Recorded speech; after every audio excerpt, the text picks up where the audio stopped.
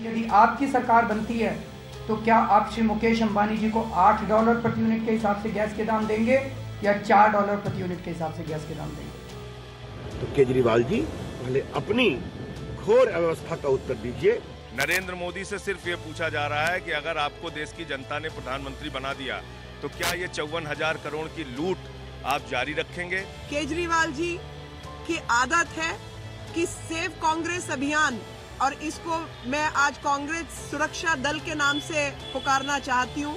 राहुल गांधी जी की चिट्ठी में हम उनको लिखेंगे भाई, हालांकि डिसीजन आपकी सरकार ने लिया और सारी दुनिया जानती है कि ये सरकार आपके परिवार से बिना पूछे कुछ नहीं करती, तो मैं भी उनको एक चिट्ठी लिखने वाली हूँ, यही सब पूछते हुए कि आप सारा सरकार के बल लगा के 2 बार घर बदलते रहे, रोज टोपियां बंटते रहते हैं, इसका खर्चा कौन देते हैं? सब तमाशा है। अरविंद केजरीवाल को ये दिया था, उनका जवाब नहीं आया, तो सपोर्ट करने का सवाल नहीं। कांग्रेस एक जमाने में आदमी की पार्टी थी, 40-50 आम आदमी की, अब खास आदमी की हो गई है। और मेरे समझ में जो भारतीय जनता पार्टी है वो अमीर आदमी। राजनीति गैस के दाम पे होनी चाहिए, धर्म के नाम पे नहीं होनी चाहिए। राजनीति का डिस्कोर्स बदलना चाहते हैं। राजनीति महंगाई पे होनी चाहिए। राजनीति बलात्कार क्यों हो रहे हैं देश में, इस पे होनी चाहिए। राजनीति लॉ एंड ऑर्डर पे होनी चाहिए। राजनीति धर्म की और जाति की नहीं होनी चाहिए। नमस्कार, मैं क्रांति संभव। आज एक और चिट्ठी लिखी है आम आदमी पार्टी ने। इस बार ये लिखी गई नरेंद्र मोदी के नाम, जहां उनसे कुछ सवाल पूछे गए। वैसे चिट्ठी पूरे प्रेस के सामने बांटी गई। इस चिट्ठी का एक लाइन बांटा गया। चिट्ठी यही नहीं रुक रही, पार्टी इसके 10 करोड़ कॉपी भी निकालेगी, अलग अलग भाषाओं में और लोगों से बांटेगी। तो इस एक चिट्ठी का एक लाइन तो पार्टी देश भर में बांटा ही जाएगा। अगली चिट्ठी का प्लान भी बाहर आ चुका है, वो लिखी जाएगी राहुल गांधी के नाम। हालांकि दोनों में सवाल एक जैसे ही पूछे जाएंगे। तो ये साफ कर दिया है अरविंद केजरीवाल ने आज के प्रेस कॉन्फ्रेंस में। दोनों से पूछा जाएगा कि मुकेश अंबानी के साथ उनका रिश्ता क्या है, गैस की कीमतों के बारे में वो क्या करेंगे अगर सरकार में आते हैं तो, और अब इन चिट्ठी का जवाब मोदी और राहुल गांधी देंगे कि नहीं, ये तो वही दोनों बता पाएंगे। लेकिन सवाल यही उठ रहे हैं कि क्या ये किसी जवाब पाने के लिए लिखे गए सवाल हैं या सिर्फ आरोप हैं? क्या हम इन्हें जवाब जानने की कोशिश देखें या फिर पब्लिसिटी का एक तरीका, या आने वाले चुनावों की रणनीति के तौर पर अंबानी पर निशाना है या फिर अंबानी की आड़ ली जा रही है? और भ्रष्टाचार से लड़ने के लिए आम आदमी पार्टी मुकेश अंबानी का मुद्दा बार बार यहां पर उठा रही है, और साथ में यह भी कि बीजेपी कांग्रेस एक दूसरे से मिली है, और इसी नारे को और मजबूत करने की कोशिश भी लगातार यहां आम आदमी पार्टी करती दिखाई दे रही है। तो सवाल यह कि क्या 2014 के लिए आम आदमी पार्टी का ये वो हथियार है जिससे पार्टी कांग्रेस बीजेपी दोनों पर एक साथ हमला कर पाए, या फिर सिर्फ शुरुआत है, पहला दांव है नई बनी राजनीतिक पार्टी का? तो आज प्राइम टाइम में चर्चा यही करेंगे। 2014 के लिए आम आदमी पार्टी तैयार, एक साथ कांग्रेस बीजेपी पर वार। तो हमारे साथ खास मेहमान जुड़ रहे हैं, आशुतोष हैं, इसके अलावा नीजा चौधरी जी हैं, वह वरिष्ठ पत्रकार, और साथ में और भी मेहमान हमारे साथ जुड़ेंगे। लेकिन सबसे पहले आशुतोष, आपसे जानना चाहेंगे इस चिट्ठी को हम किस तरीके से देखें? इस चिट्ठी को तो एक ऐसी चिट्ठी के तौर पर देखना चाहिए जो कुछ सवाल खड़े करती है, और हम सीधे तौर पर एक सवाल पूछना चाहते हैं नरेंद्र मोदी और उनकी पार्टी से कि भाई इतना बड़ा घोटाला हुआ है, उसकी जांच के आदेश दे दिए गए हैं, आपकी पार्टी और आप खुद छोटी छोटी बातों पर संसद में हंगामा करते हैं, संसद को बाधित करते हैं, आपकी पार्टी ने इस पर किया क्या और आप चुप्पी क्यों साधे हुए हैं? ये 54,000 करोड़ का घोटाला है जो हर साल हो रहा है, तो इसके ऊपर आपने चुप्पी क्यों साध रखी? इस सवाल का जवाब देना चाहिए, और यही हमारा मकसद है कि भाई आप चुप क्यों है, ये जवाब दीजिए, हम जवाब मांग रहे हैं। लेकिन जब दिल्ली सरकार ने इस्तीफा दिया, या अरविंद केजरीवाल ने जब इस्तीफा दिया, दिल्ली सरकार खत्म हुई, उसके बाद अचानक हमने देखा कि मुकेश अंबानी का नाम बहुत जोर शोर से लिया अरविंद केजरीवाल ने, और आपने ये भी कहा कि बीजेपी और कांग्रेस एक साथ है। तो आपको क्या लग रहा है, क्या ये माना जाए कि कांग्रेस और बीजेपी को एक साथ निशाना पर लेने के लिए ये एक बड़ा हथियार है आपके पास? नहीं, हथियार के तौर पर देखना तो एक तरीके से जो परंपरागत राजनीति उस नजरिए से देखने का काम कर रहा है। मेरा कहना यह है कि इस देश के अंदर, इस देश की राजनीति को, इस देश के व्यापार को अगर भ्रष्ट करने का काम किसी ने किया है तो वो अंबानी परिवार की तरफ से हुआ है, रिलायंस की तरफ से हुआ है। ये मुझे कहने की जरूरत नहीं, इस देश के अंदर हर पत्रकार, हर नेता, हर सांसद और हर मंत्री को पता है, चाहे वो किसी भी पार्टी का हो, चाहे वो किसी भी दल का हो।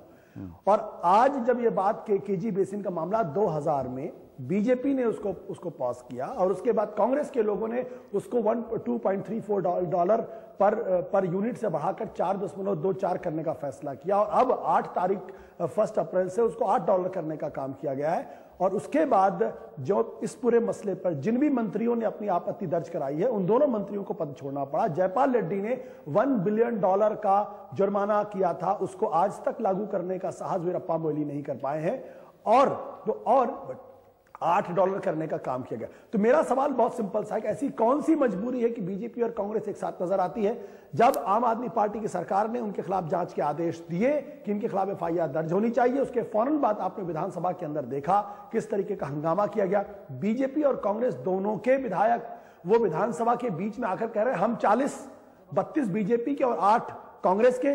अब ये अंबानी बाबा के 40 दोस्त, तो ये हिसाब तो बीजेपी और कांग्रेस को देना चाहिए कि अंबानी बाबा के 40 दोस्त कौन है, क्यों एक दूसरे के साथ आए हैं, राष्ट्रीय राजनीति के अंदर एक दूसरे का विरोध करते हैं। लेकिन आशुतोष, क्या आपको लगता है कि इस दलील के साथ आम लोग या वोटर ये समझ पाएंगे या ये मान भी पाएंगे, जिस तरह से हमने हाल फिलहाल में आम आदमी पार्टी को बार बार कहते देखा है कि बीजेपी और कांग्रेस मिली हुई है, अगर आप ये कह रहे हैं कि हम 40 इस तरीके से या फिर अंबानी के मुद्दे पर, क्या आम वोटर मान पाएंगे कि हाँ वाकई दोनों मिले हुए हैं? देखिए, आम वोटर तो पहले से माना हुआ, आम वोटर को ज्यादा समझाने की जरूरत नहीं है।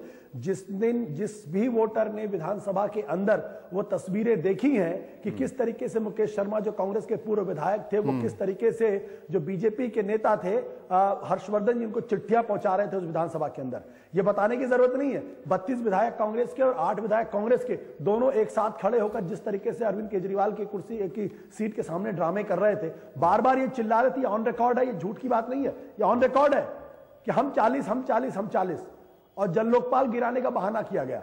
तो स्पष्ट बात यह कि लोगों को इस बात का पता है कि भाई इस सवाल का जवाब दीजिए कि जिस गैस की खुदाई में $1 का खर्चा आता है उसको $8 करने का काम आपने क्यों किया? और इनकी अपनी कंपनी के साथी हैं, वो उसी बांग्लादेश में 2.34 के हिसाब से बेच रहे हैं।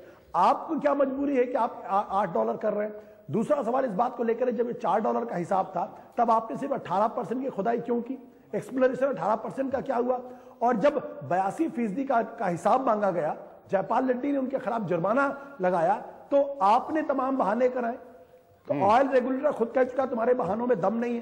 तो मेरा सवाल है कि बीजेपी जो छोटी छोटी बातों में संसद का वक्त जाया करती है, हंगामा करती है, हंगामा करने का ड्रामा करती है, इस पूरे मसले पर चुप क्यों थी? और नरेंद्र मोदी क्यों चुप है? नरेंद्र मोदी इसलिए चुप है क्योंकि अंबानी ने पूरा कैंपेन इनका फाइनेंस कर रहे हैं, जो 20-20 करोड़ रुपए, 30-30 करोड़ रुपए हर रैली में जा रहे हैं, उस पर खर्च आ रहा है, इसलिए चुप है। नरेंद्र कोहली जी हमारे साथ जुड़ गए इस चर्चा में। आपने जब आप जुड़े हैं तभी आशुतोष ने वो बातें कही जिनके ऊपर मैं सवाल दरअसल आपसे पूछना चाह रहा था, आप सीधे ही सुन ही लिया होगा। हाँ, मैंने सुन लिया, कोई इसमें दिक्कत नहीं है। आशुतोष जी एंकर भी रहे हैं और उनकी पार्टी भी ऑलमोस्ट एक न्यूज़पेपर की तरह चलती है, रोज प्रश्न उठाते हैं और अपनी जवाबदेही पे तो खैर कुछ है ही नहीं। यदि हमें फंडिंग की ही बात करनी है तो ये वेबसाइट पे जरूर अपनी बातें रखते होंगे, लेकिन कम से कम भारतीय जनता पार्टी है, कांग्रेस मुझे लगता है वो भी विदेश से तो अपनी पार्टियां चलाती नहीं है ना, फोर्ड फाउंडेशन से शायद दोनों पॉलिटिकल पार्टीज चलती है। आम आदमी पार्टी तो खैर विदेशी फंड से ही चलती है। अब उसमें जांच वाँच हो रहा है, किसका फंड है, CIA का है, किसका है, हमें नहीं पता, वो हो जाएगा स्पष्ट। लेकिन जवाबदेही पहले बनती है आम आदमी पार्टी की और आम आदमी पार्टी की पहली जवाबदेही बनती है कि सत्ता में आए हैं, 12 बजे रात को लोकपाल बिल के बारे में क्यों आप भेज रहे हैं डॉक्टर हर्षवर्धन के पास, कांग्रेस के पास, अन्य लोगों के पास? बिल के अंदर में कोई आपत्ति तो किसी को थी नहीं, तो एक बहाना क्यों ढूंढ रहे थे बाहर जाने के लिए? इनके खुद जो रिपोर्ट्स आ रही है, लॉ सेक्रेटरी हो, सोली सराब जी हो, सब लोग जो हैं हर चीज का ये बहानाबाजी जो करते थे उन लोगों के विपरीत में आए। तो जवाबदेही इनकी बनती है। ठीक है, चलिए वो मान गए, लेकिन इनका क्या है, आज के सवाल के ऊपर चर्चा करें। तो मैं आ रहा हूं, रिलायंस पे आ रहे हैं। मैं स्पष्ट कहता हूं, कांग्रेस पार्टी को इन्होंने कहा है, आम आदमी पार्टी, केजरीवाल जी ने कहा है कि कांग्रेस पार्टी रिलायंस मुकेश अंबानी की जेब में है। ये तो समर्थन लेने से पहले पता था इनको, कोई बाद में तो पता नहीं था। तो उसी लॉजिक से ये रिलायंस की जेब में खुद रहे होंगे, या बाद में एहसास हुआ गैस के प्राइसेस पहले थे, समर्थन क्यों लिया कांग्रेस पार्टी से? आम आदमी पार्टी, जो अरुण जेटली जी ने कहा, स्पष्ट है, वो पहले एक दुश्मन बनाती है, कहीं हवा में एक दुश्मन बना दो, फिर लोगों को कहना हम ही सही हैं, बाकी सब जो है गलत है, फिर उस दुश्मन पर अटैक करना चाहिए। अरे भाई, हम सत्ता में तो है नहीं, जब आए और यदि ये जनता हमको चुनकर आती है, सबकी जवाबदेही सरकार देगी। फिर कार्यों से भी, शब्दों से, आम आदमी की तरह प्रश्न से नहीं। बाकी प्रश्न उठाना न्यूज़पेपर भी खोल सकते हैं, चैनल भी कर सकते हैं। आशुतोष जी तो बहुत एक्सपीरियंस आदमी है। क्यों आशुतोष जी, आप तो एक्सपीरियंस है। इन प्रश्नों का आपके लिए कोई मतलब नहीं है? नहीं, मैं ऐसा है, मुझे लगता है इनकी राजनीति का अभी तक कोई सकारात्मक रूप नहीं लगा। अलग दिखाने के लिए सिर्फ प्रश्न उठाते हैं। मुझे लगता है पहली बात है, जवाबदेही सबसे आसान तरीका, अपने आप को एक पत्र लिख लीजिए और अपना चिट्ठा खुद बता दीजिए कि आपने स्कूलों के लिए क्या किया। हर चीज में अगर बिजली की बात की है तो 2 महीने का आपने उसमें एक सब्सिडी दिया, पूरे साल का क्या होगा, दिल्ली की इकोनॉमी का क्या होगा। चलिए रीता बहुगुणा जोशी जी, आपके पास हम आना चाहेंगे। राजनीति से कर सकते हैं, हम तो काम पे कांग्रेस और बीजेपी को एक साथ ही मानती है आम आदमी पार्टी। आप क्या सोच रही हैं इस चिट्ठी के बाद? राहुल गांधी को भी चिट्ठी लिखने वाले हैं। देखिए, आम आदमी पार्टी तो 2014 में बहुत बड़े बड़े सपने देख रही है। इन्होंने एक सरकार बनाई दिल्ली में और उसको गिराने के लिए खुद षड्यंत्र रचा। इनके लॉ सेक्रेटरी ने, इनके एडमिनिस्ट्रेटिव डिपार्टमेंट ने और इनके यहाँ के जो फाइनेंस डिपार्टमेंट है, वित्त विभाग, तीनों ने दिल्ली सरकार के लिख कर दिया कि आप जन लोकपाल विधेयक नहीं ला सकते बिना आप अप्रूवल लिए अपने लेफ्टिनेंट गवर्नर का। ये कानून है, इन्होंने उसका उल्लंघन किया। इनको मालूम था कि कॉन्स्टिट्यूशनली ला नहीं सकते। लेफ्टिनेंट गवर्नर ने लिख के स्पीकर को भेजा कि अगर ये बिल लाए तो उसको एक्सेप्ट मत करिए। फिर कहाँ आ जाता है एक होने की बात, यानी कि हम अनकॉन्स्टिट्यूशनली इनका साथ दें, यानी जो ये कहें वो कानून, जहां ये बैठ जाए वो कानून, या यही सब कुछ करेंगे तो देश के कानून को और देश के आप संविधान को रद्द कर दीजिए। कोई चीज कानून से चलती है, कोई बात संवैधानिक होती है, तो जहां ये संविधान का उल्लंघन करेंगे, धारा 144 तोड़ेंगे, हम इनका विरोध करेंगे। इसके ऊपर तो हम इनके मंत्री लोग कर चुके हैं और करेंगे भी। लेकिन सवाल अगर आज की बात करें तो आज जो सवाल है, फिर वो प्राइवेट जेट और हेलीकॉप्टर का खर्च मांग रहे हैं वो, कि आखिर है किसका वो प्राइवेट जेट और कौन उसके किराए भरता है?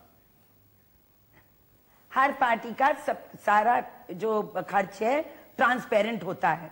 कोई पैसा इधर उधर से नहीं दिया जाता है, खातों से पैसा दिया जाता है, खातों का ऑडिट होता है। इलेक्शन कमीशन का काम भी अभी यही करेंगे। इलेक्शन कमीशन मांगता है ना हमसे हिसाब, हमारी पार्टी देती है, सब पार्टियां देती हैं। ये इलेक्शन कमीशन भी होंगे, ये सुप्रीम कोर्ट भी होंगे, अपीलेट अथॉरिटी भी होंगे। हम ये जानना चाहते हैं how many roles do they want to assume, कितने रोल ये अपना निभाना चाहते हैं। स्पष्ट ये है कि सिर्फ चुनावी हड़कंप मचाने के लिए हमारे जो देश की जनता है उसको लुभावनी बात करके अपनी ओर आकर्षित करने का इनका एजेंडा है। हर बात पर, अभी बहुत देर से मुकेश अंबानी की बात कर रहे थे, हर बात का जवाब मिनिस्ट्री ने दे दिया। इन्होंने कहा, इन्होंने नाम लिया जयपाल रेड्डी का। रंगराजन कमेटी किसने अपॉइंट की थी? जयपाल रेड्डी जी ने। उसका रिकमेंडेशन क्या हुआ? उनका रिकमेंडेशन था कि 12 महीने जो आप इंपोर्ट करते हैं तेल, उसकी प्राइस और जो इंटरनेशनल प्राइस है उसके आधार पर पीएसयूज को और प्राइवेट सेक्टर को अलाउ करिए। और इसको अलाउ करने में जो रेट ये बोल रहे हैं, सबसे ज्यादा लाभ किसको हो रहा है? ओएनजीसी को हो रहा है, जो गवर्नमेंट पीएसयू है। और रंगराजन रिपोर्ट के बाद जो इकोनॉमिक कमेटी ने पास किया, इसको कैबिनेट ने पास किया, अब इनके लिए सब बेईमान हो गए। चलिए एक संक्षेप जवाब आपसे नलिन जी से भी ले लेते हैं। वही सवाल जो आपसे हमने पूछा था, वो पॉलिटिकल पार्टीज के प्राइवेट जेट्स और हेलीकॉप्टर का भी सवाल। भाई मैंने कहा ना, हर चीज का सवाल ये पूछते हैं, तो मैंने तो पहले ही कहा भाई इन पे CIA की आरोप आ रही है, फोर्ड फाउंडेशन की फंडिंग की आरोप आ रही है, विदेशी आरोप आ रहे हैं। तो मैंने कहा आम आदमी पार्टी प्रश्न उठाने में, एक उनकी राजनीति प्रश्न उठाने से है, सोल्यूशंस की नहीं है, प्रॉब्लम्स की है। हर पे आदमी को कहना बेईमान है, बेईमान है, ये पैदा ही बेईमान हुए। आम आदमी पार्टी की 3 रुपए की टोपी पहन लो तो आप ईमानदार हो गए। मतलब इनके अगर एक आदमी कहते हैं थूक देंगे अरुण जेटली पे, तो वो आदमी ईमानदार हो जाते हैं। युगांडन हाई कमिश्नर की अगर चिट्ठी वो कोट करेंगे, फिर कहेंगे नहीं है। सोली सराबजी का नाम ले लेंगे तो कोई बात नहीं, सोली सराबजी बाद में कहेंगे। आप जवाब दे, इन्होंने तो ट्रांसपेरेंसी इंटरनेशनल को भी घसीट दिया। तो मैं मानता हूं कि प्रश्न उठाने की इनकी प्रक्रिया, अभी ओबामा जी हैं, चाइना है, हमें बड़े बड़े देश हैं विश्व में, ब्रह्मांड की रहस्यों पर भी प्रश्न उठाने का इनका अधिकार है, पूछ सकते हैं प्रश्न। हमें अपनी जवाब दे, हम जो है यहाँ राजनीति कर रहे हैं सकारात्मक काम की। भाई इनको जेट्स की चिंता पड़ी, हमें देश की चिंता पड़ी हुई है। एक चीज तो ये भी है ना कि आम वोटर जो है, जो चाय की दुकान पर जैसे मैं बैठा हुआ हूँ, उनसे बातचीत कर रहे हैं, वो ये तो जरूर पूछते हैं कि आखिर इतना खर्चा आता कहाँ से है? और मैं बिल्कुल अच्छा प्रश्न, करोड़ों का खर्चा जो एक रैली पर होता है, वो तो जवाब मान लीजिए आम आदमी की पार्टी के मुंह से नहीं सुनना चाहेंगे, लेकिन ये सवाल तो है। नहीं, बिल्कुल अच्छा प्रश्न है और उसमें कोई दिक्कत नहीं है, और ये सारी चीजें बाहर होती हैं। आप मुझे बताइए कौन सी इलेक्शन रैली, आजकल आप खुद देखें 3 लोग अगर रैली पे होते तो डिवाइड हो जाता है, एक आदमी होता है चढ़ जाता है। ऐसे कई केसेस अभी इलेक्शन कमीशन के सामने आए। हर चीज रिकॉर्ड होता है, आम सामने आती है, हर चीज रखी जाती है। लेकिन राजनीति सिर्फ इनके सवालों के जवाब देते हुए करेंगे, या राजनीति वो करेंगे कि देश के सामने जो दिक्कतें हैं उन पे हम सॉल्यूशंस क्या लाएंगे? सॉल्यूशंस के नाम पर इनके 50 दिन की सरकार ने क्या सॉल्यूशंस किया है? कहने को पानी की समस्या हटा दी, तो ऐसे तो महंगाई, पानी सब आप टोपी पहन लीजिए तो हो गया। ऐसे देश नहीं चलता।